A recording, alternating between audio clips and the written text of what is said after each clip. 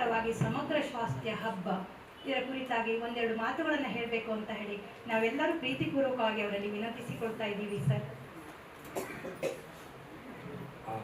Kannada English which is better? ಕನ್ನಡನ English Telugu Telugu అయితే ఇంకా బాగా ఎక్స్ప్రెషన్ బాగుంటుంది, బట్ ఎక్కువ కన్నడ ఉన్నారు కదా, సో కన్నడలో కొంచెం మాట్లాడి ట్రై చేస్తాం.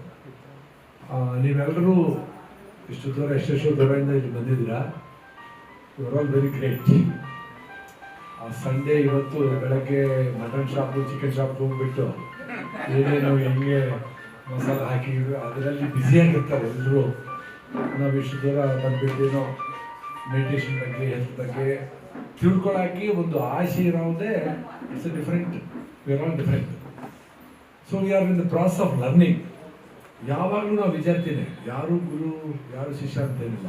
ಗುರುನೇ ಶಿಷ್ಯ ಆಗಬೇಕು, ಶಿಷ್ಯ ಹೇಳಿದರೆ ಕೇಳಬೇಕು, ಕಲಿಬೇಕು, ನೇರ್ಚ್ಕೋವಲ್ಲ ಚಪ್ಪ. So it's continuous process. ನಾನು ಅವಾಗ ಎಲ್ಲಿ ಹೋದ್ರೇನೋ ಅದು ಏನು ನಾವು ತಿಳ್ಕೊಳ್ಬೇಕು ಅಂತ ಯೋಚನೆ ಮಾಡ್ತಾ ಇರ್ತೀನಿ ಯಾವಾಗ. ಅದಕ್ಕೆ ಅದ್ಭುತವಾಗಿ ವ್ಯಕ್ತಿಗಳು ನಮಗೆ ಲೈಫಲ್ಲಿ ಕಾಣಿಸ್ತಾ ಇವಾಗೆಲ್ಲ ಇದು ಅದ್ಭುತವಾಗಿ ಇವರೆಲ್ಲ ಇವತ್ತು ನಿಮಗೆಲ್ಲ ಭೇಟಿ ಆಗ್ತಾ ಇದ್ದಲ್ಲ. ಆ ಥರ ನಮಗೆ ಸ್ವಲ್ಪ ಹೆಲ್ತ್ ಬಗ್ಗೆ ಇಶ್ಯೂಸ್ ಎಲ್ಲ ಬಂದಿರುವಾಗ ಬೆಸ್ಟ್ ಡಾಕ್ಟರ್ ಅಂತ ಸೆಂಟ್ ಜಾನ್ಸ್ ಕೊಡ್ತೀವಿ, ಒಳ್ಳೆ ಡಾಕ್ಟರ್ಸೇ. ಬಟ್ ಬುಕ್ನಲ್ಲಿ ಬರ್ದಿರೋದೇ ಅವ್ರಿಗೆ ಗೊತ್ತು. Beyond books they did not have experience anything beyond the book. Acidity ಇತ್ತು, ಅಲ್ಸರ್ ಇತ್ತು, ಅದು ಗ್ರ್ಯಾಂಡ್ ಕೊಡ್ತಾ ಇದ್ರು, ಕಡಿಮೆ ಆಗುತ್ತೆ ಮತ್ತು ಬರುತ್ತೆ, ಕಡಿಮೆ ಆಗುತ್ತೆ. ಸೊ ನಾವೇನಾಗಿ ಹೋಗುವಾಗ ಸರ್ ಮತ್ತು ಯಾವಾಗ ಬರ್ಬೇಕು ಸರ್ ಅಂತ ಹೇಳ್ತೀವಿ. ಯಾಕಪ್ಪ ಬರ್ಬೇಕು ಅವ್ರೆ ನಿಮ್ಮ ಫ್ರೆಂಡ ಡಾಕ್ಟರ್ಗೆ ಏನಾದ್ರೆ ನಾವು ಒಂದು ತಿಂಗಳಿಗೆ ಔಷಧ ಕೊಟ್ಬಿಟ್ಟು ಯಾವಾಗ ಬರ್ಬೇಕು ಸರ್?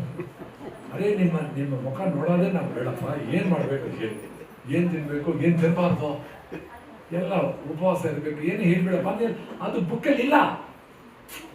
ಬುಕ್ಕಲ್ಲಿ ಇರಾವುದು ಎಕ್ಸ್ಪೀರಿಯನ್ಸ್ ಮಾಡಿದರೆ ನಿಮ್ಗೆ ಅಲ್ಟಿಮೇಟ್ ಆ ಎಕ್ಸ್ಪೀರಿಯನ್ಸ್ ಸಿಕ್ಕುತ್ತೆ. ಆ ಥರ ರಾಗಿ ಗಂಜಿ ಕುಡಿದಿರುವಾಗ ನಮ್ಮ ಅಸಿಡಿಟಿಗೆ ಹೋಯ್ತು. ಇವಾಗ 12 ವರ್ಷದಿಂದ 40 hours ಉಪವಾಸ. ಡಾಕ್ಟರ್ ಏನು ಹೇಳಿದ್ರು 2 ಗಂಟೆಗೆ ಎಚ್ಚುತ್ತಾ ಇರಬೇಕು ಅಂತ ಹೇಳಿದ್ರು. ಇದೇ ನನ್ನ ಕೆಲಸ. ಬೆಳಗ್ಗೆ ನಿದ್ರೆ ಮಾಡೋದು 8 ಗಂಟೆ 10 ಗಂಟೆ, 2 ಗಂಟೆ ತಿಂತಾ ಇದ್ರೆ ಯಾವಾಗ ಕೆಲಸ ಮಾಡೋದು? ಯು ಸಿ ಎನಿ ಅನಿಮಲ್ ಒಂದೇ ಸಾರಿ ಊಟ ಮಾಡ್ತಾರೆ, ಆಮೇಲೆ 2 ದಿವಸ 3 ದಿವಸ 1 ವೀಕ್ ಹಂಗೆ ಬೇರೆ ಇದು ನೋಡ್ಕೊಳ್ತಾರೆ. ನಾವೊಬ್ಬರೇ ಯಾವಾಗಲೂ ತಿಂಡಿ. ಯಾಕಂದರೆ ಒಳ್ಳೆ ತಿಂಡಿ, ರಿಚ್ ಫೈಬರ್ ರಿಚ್ ತಿಂಡಿ, ಆರ್ಗ್ಯಾನಿಕ್ ಫುಡ್ಡು, ಒಳ್ಳೆ ಸಾಯಿಲಿಂದ ಬಂದಿರೋ. ಸಾಯಿಲ್ ಮೈಕ್ರೋಬ್ಸು ಅಗ್ರಿಕಲ್ಚರ್ ಮಾಡ್ತಾರೆ, ನಾವಲ್ಲ. ನಾವೇನು ರೈತರು ಏನು ಮಾಡೋದು? ಸಾಯಿಲ್ ಚೆನ್ನಾಗಿದ್ರೆ, ಸಾಯಿಲ್ ನಿಮ್ಮ ಹೊಟ್ಟೆ ಚೆನ್ನಾಗಿದ್ರೆ ಹೊಟ್ಟೆದಲ್ಲಿ ಇರೋ ಮೈಕ್ರೋಬ್ಸ್ ನಿಮ್ಮ ಫುಡ್ಡಿನ ಚೆನ್ನಾಗಿ ಡೈಜೆಸ್ಟ್ ಮಾಡಿ ಕೊಡ್ತಾರೆ. ನಮ್ಮ ಹಳೆ ಕಾಲದಲ್ಲಿ ಏನು ಮುದ್ದೆ ಚಟ್ನಿ ತಿಂದ್ಬಿಟ್ಟು ಅಷ್ಟು ಸೂಪು ತಿಂದ್ಬಿಟ್ಟು ಚೆನ್ನಾಗಿ 90 ವರ್ಷ ಕೆಲಸ. ಇವಾಗ ಅಷ್ಟು ಜವಾರು ಬಾಜ್ರ ತಿಂದ್ಬಿಟ್ಟು ಪಾವ್ರನ್ನೆಲ್ಲ ಬೈಟ್ಸ್ ಬೆಂಗಳೂರು ಮೈಸೂರು ಹೋಗ್ಬಿಟ್ಟು ನಾವು ಪಾವ್ರ ಮೇಕಲು ಆవులు ಗೋಗಳು ಚಾಪಲು ರೊಯ್ಯಲು ಪಾವ್ರ ಅన్ని ತಿನ್ನೇಸಿ ಕೆಳಗಡೆ ಕೂತ್ಕೊಂಡ್ರೆ ಮೇಲ್ಗಡೆ ಕರೆಕ್ಟಾಗಿ ಆಗ್ತಾರೆ. ಏನಾಗ್ತಾ ಇದೆ ಇವಾಗ ನಮಗೆ ಎಕ್ಸ್ಪೀರಿಯನ್ಸ್ ಆಗಿದೆ. ಅದು ಬೆಳಗ್ಗೆ ಇವತ್ತು ಬೆಳಗ್ಗೆ 2:15 ಎದ್ದಿಟ್ಟು ಮದನಪಲ್ಲಿಯಲ್ಲಿ ರಾಗಿ ಜಾವ ಮಾಡಿಕೊಂಡು 4 ಗ್ಲಾಸ್ ಕುಡಿದ್ಬಿಟ್ಟು ಬಂದಿದ್ದೆ. ಸೊ ಫುಲ್ ಎನರ್ಜಿ ಇದೆ. ಸೊ ಚೆನ್ನಾಗಿ ಇಷ್ಟಿಷ್ಟು ರೈಸು, ಇಷ್ಟಿಷ್ಟು ಬಕೆಟ್ ಬಿರಿಯಾನಿ ತಿನ್ನುವಾಗ ಎಲ್ಲ ತಿಂದ್ಬಿಟ್ಟು ಹಂಗೆಯೇ ಕೆಳಗಡೆ ಹೋಗಿ. ಯಾಕೆ?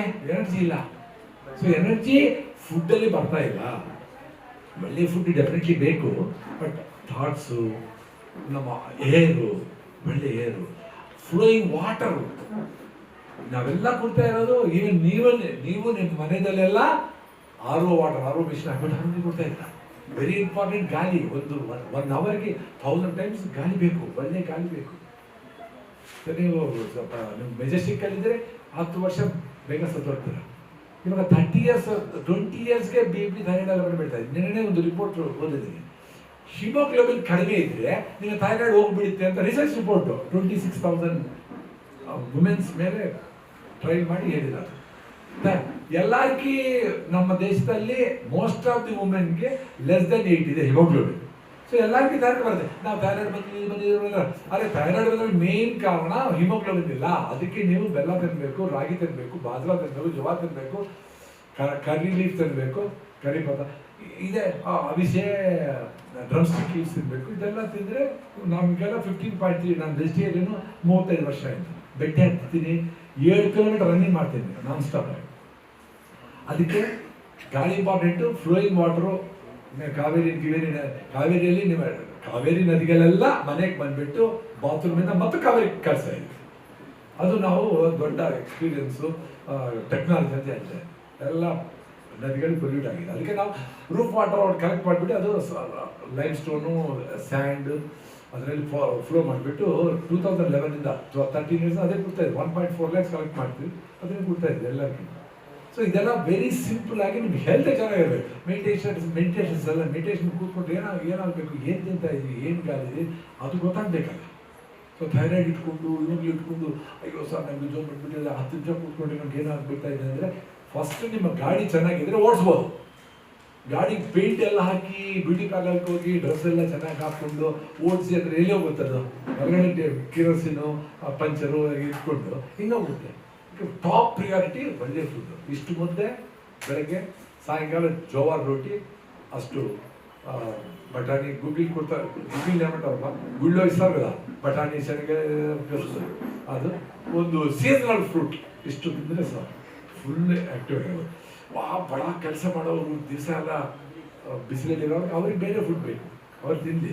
ನಾವೆಲ್ಲರೂ ಹಂಗೆ ಅವರೆಲ್ಲ ನಾವೆಲ್ಲ ಸಿಂಪಲಾಗಿ ಅಷ್ಟು ಮೈ ಗಟ್ಟಿ ಬಂದೇಶ ಹಿಂಗಲ್ವ. ಸೊ ಸಿಂಪಲ್గా మనం తినే food organic salad. So top priority ನಿಮ್ಮ ನೆಕ್ಸ್ಟ್ ಜನರೇಷನ್ಗೆ ಅವ್ರಿಗೆ ಗಿಫ್ಟ್ ಏನು ಗೊತ್ತಾ? ಹಾಫ್ ಏಕರಲ್ಲಿ ಚೆನ್ನಾಗಿ ನ್ಯೂಟ್ರಿಷನ್ ಕೊಟ್ಟು ಆ ಭೂಮಿಗೆ ಶಕ್ತಿ ಕೊಟ್ಟರೆ, దాంట్లో నువ్వు బొప్పాయికాಯಿ, మునక్కాయలు, జామకాయలు, ವೆಜಿಟೇಬಲ್ಸ್ ಅದರಲ್ಲಿ ಫುಡ್ ತಿಂದಿದ್ರೆ ನಿಮಗೆ ಆಟೋಮೆಟಿಕ್ಕಾಗಿ ಹೆಲ್ತ್ ಬರುತ್ತೆ. ನೀವು ಪೂಜೆ ಮಾಡಿದ್ರೆ ಹೆಲ್ತ್ ಬರೋದು. ಆ ಪೂಜೆನ ಮಹಿಳೆಗಳು ಮಾಡ್ತಾರೆ. ಇವರೋಗಿ ಕುಡಿದ್ಬಿಟ್ಟು ಅವ್ರಿಗೆ ಬಿದ್ದೋಗ್ಬಿಡ್ತಾರೆ. ಇವರು ಪೂಜೆ ಮಾಡಿದರೆ ಸ್ವಾಮಿಯವರು ಪ್ರತಿಷ್ಠೆ ಆಗಿ, ಅಮ್ಮ ಯಾರಮ್ಮ ನಿಮ್ಮ ಹಸ್ಬೆಂಡ್ ಅಂತ ಕೇಳಿಬಿಟ್ಟು ಅವ್ರು ಹೋಗಿ ರೆಡಿ ಮಾಡಿಸ್ಬೇಕಾ, ಅವರು ಕುಡಿದ್ಬಿಟ್ಟು ಅಲ್ಲಿ. ಆ ಥರ ಯಾರು ಗ್ರೌಂಡಲ್ಲಿ 5 ಗಂಟೆಗೆ 4 o'clock లేచి 5 గంటలకు గ్రౌండ్లో 1 hour పరిగెత్తారో ఆటోమేటిక్గా వాళ్ళకి వెళ్తున్నారు. సో ఈ ఫ్యూ థింగ్స్ కూడా నేను మన రంగస్వామి గారు ఇట్లా మీరందరూ వస్తున్నారు, హెల్త్ ఇంపార్టెంట్, చాలా ఇంపార్టెంట్ కదా. దీని గురించి చెప్పాలంటే నేను అదే పనికి వచ్చినాను.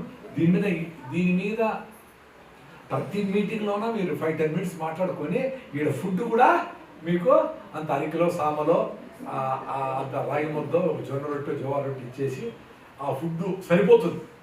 ಅట్లా ಫುಡ್ ಕೂಡ ಪ್ರಮೋಟ್ ಮಾಡಿದರೆ ನೀವೆಲ್ಲ ತಿಳ್ಕೊಂಡು ಹೆಂಗೆ ಜವಾರ್ ರೊಟ್ಟಿ ಮಾಡಬೇಕು ಇಲ್ಲೇ ಮಾಡ್ಕೊಂಡು ಹೋಗಿ. ಎಲ್ಲರೂ ಏನು ಪ್ರಾಬ್ಲಮ್ಮು ಸಾರ್ ಇದೆಲ್ಲ ಚೆನ್ನಾಗಿದೆ, ನಮ್ಮ ಹೆಂಡತಿ ಮಾಡ್ತಾ ಇಲ್ಲ, ನೀವು ಹೇಳಿ ಸರ್. ನಿಮ್ಮ ಹೆಂಡತಿ ನಾನು ಹೇಳಿದ್ರೆ ಹೆಂಗೆ ಕೇಳ್ತಾನೆ? 7 అడుగులు నడిచి 3 ముళ్ళు వేసి అగ్ని సాక్షిగా పెళ్లి చేసుకోండి.